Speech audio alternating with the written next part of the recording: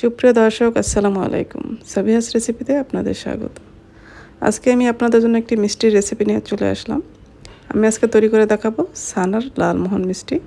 মিষ্টিটা দেখতে যেরকম সুন্দর, খেতেও কিন্তু অসম্ভব মজার হয়। দেখতেই তো পাচ্ছেন কতটা সুন্দর হয়েছে মিষ্টিটা, অনেক বেশি সফট এবং নরম তুলতুলে হয়েছে। চলুন তাহলে রেসিপিটি দেখে নিই। এখানে আমি মিষ্টির জন্য প্রথমে শিরা তৈরি করে নেব। শিরার জন্য আমি এখানে প্রথমে 6 কাপ পানির মধ্যে 4 কাপ চিনি দিয়েছি। এখন এটা জাল করে নিব।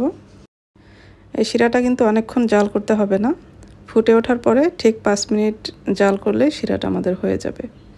এদিকে শিরাটা বানিয়ে আমি চুলার উপরে ঢেকে রেখে দিব। এদিকে আমি একটি বোল নিয়ে নিলাম। এখানে আমি 60 গ্রাম ময়দা আর 60 গ্রাম গুঁড়া দুধ দিয়েছি, সুজি দিয়েছি 20 গ্রাম, চিনি দিয়েছি 10 গ্রাম আর বেকিং সোডা দিব 1/4 টিস্পুন। 1/4 টিস্পুন আমি একটু ভরে ভরে দিয়েছি কিন্তু। এখন সব কিছু খুব ভালোভাবে মিশিয়ে নিতে হবে। মেশানো হয়ে গেলে এখানে আমি এলাচ পাউডার দিয়েছি 1/4 চা চামচ আর ঘি দিয়েছি 2 টেবিল চামচ। এখন এই ঘি দিয়ে সব উপকরণগুলি খুব ভালোভাবে মেখে নিব। এখানে আপনারা চাইলে বাটার বা তেলও কিন্তু দেওয়া যাবে, কিন্তু ঘিটা দিলে কিন্তু ফ্লেভারটা খুবই ভালো আসবে মিষ্টির। এই তো আমার এটা মেখে নেওয়া কিন্তু হয়ে গেছে। এটা আমি একটা সাইডে রেখে দিলাম। এখন আমি ছানা নিয়েছি, এখানে ছানা নিয়েছি 250 গ্রাম। ছানার রেসিপি কিন্তু এর আগেও আমার পেজে বা ইউটিউবে দেওয়া আছে, আপনারা চাইলে দেখে নিতে পারেন। এখন ছানাটা আমরা খুব ভালোভাবে মথে নিতে হবে। এইভাবে তো দেখতে পাচ্ছেন আমি কিভাবে ছানাটা মেখে নিচ্ছি।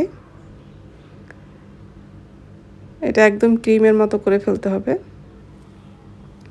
ছানাটা মথে নেওয়া হয়ে গেলে তারপরে আমি যে শুকনো উপকরণ করে মিশিয়ে রেখেছিলাম ওইগুলি দিয়ে দিব। দিয়ে তারপর ছানার সাথে খুব ভালোভাবে মেখে নিতে হবে।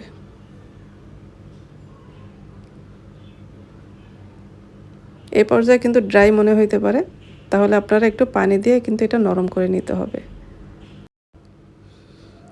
এখানে কিন্তু আমি একটু একটু করে পানি দিয়ে একটু নরম করে নিয়েছি। এখানে কিন্তু আমার 4 টেবিল চামচের মতো পানি লাগছে। যতক্ষণ না একদম ছানাটা একদম নরম সফট হবে ততক্ষণ পর্যন্ত কিন্তু পানিটা দিয়ে নিতে হবে। এই মিশ্রণটা যতটা নরম হবে মিষ্টিটাও কিন্তু সেরকমই নরম হবে, নাহলে কিন্তু মিষ্টিটা অতটা নরম হবে না। এই তো আমার এটা কিন্তু মেখে নেওয়া হয়ে গেছে। এটা আমি 5 মিনিটের মতো রেস্টে রাখবো। তারপরে হাতে একটু তেল মেখে নিলাম আমি, তেল বা ঘি একটু মেখে নিয়ে তারপরে যেরকম গোল গোল বলের মতো বানিয়ে নিব।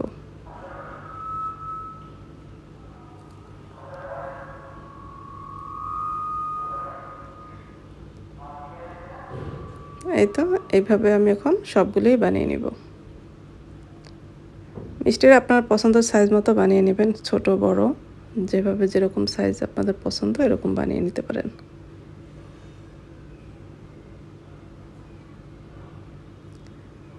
এটা কিন্তু খুব সুন্দর করে গোল করে নিতে হবে যেন কোথাও কোনো ফাটল না থাকে। ফাটল থাকলে কিন্তু মিষ্টিগুলি পরে ফেটে যেতে পারে। এই তো আমি সবগুলি মিষ্টি বানিয়ে নিয়েছি। এখন আমি এটা ভাজতে চলে যাব। ভাজার জন্য কিন্তু আমি চুলায় পর্যাপ্ত পরিমাণে তেল দিয়েছি, কারণ এটা ডুবো তেলে ভাজতে হবে। তেলটা কিন্তু খুব বেশি গরম করা যাবে না, একদম হালকা আঁচে প্রথমে আমি মিষ্টিগুলি দিব। তেলটা কিন্তু এরকম গরম যেন আপনি হাত দিয়ে ধরতে পারবেন, এরকম গরম অবস্থায় মিষ্টিটা দিবেন। প্রথমে একটু লো আঁচেই থাকবে, তারপরে দেখবেন যখন মিষ্টিগুলি আস্তে আস্তে ভেসে উঠবে তখন এভাবে একটু নেড়ে দিতে হবে। একটু পরে দেখবেন সবগুলি মিষ্টি এভাবে তেলের উপরে ভেসে আসবে। তখন চুলাটা কিন্তু বাড়িয়ে দিতে হবে। বাড়িয়ে আপনারা 1 থেকে 1.5 মিনিট একটু বাড়িয়ে জাল করবেন। 1 থেকে 1.5 মিনিটের মতো বাড়িয়ে জাল করলে তারপর আবার চুলাটা একটু কমিয়ে দিতে হবে। তারপরে চুলাটা কমিয়ে এভাবে একটু সময় নিয়ে ভাজতে হবে যেন মিষ্টিটা খুব ভালোভাবে ভাজা হয়।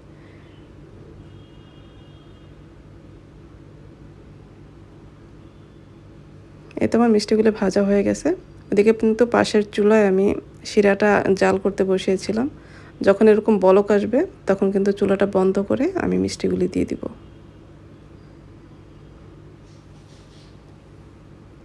মিষ্টিটা দিয়ে এভাবে একটু নেড়ে দিতে হবে। এটা আমরা এখন ঢেকে রাখবো।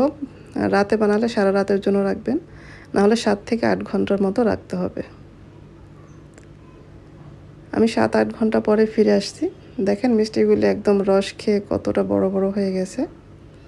আর এটা অনেক বেশি রসালো হয়েছে আর অনেক বেশি নরম এবং সফট।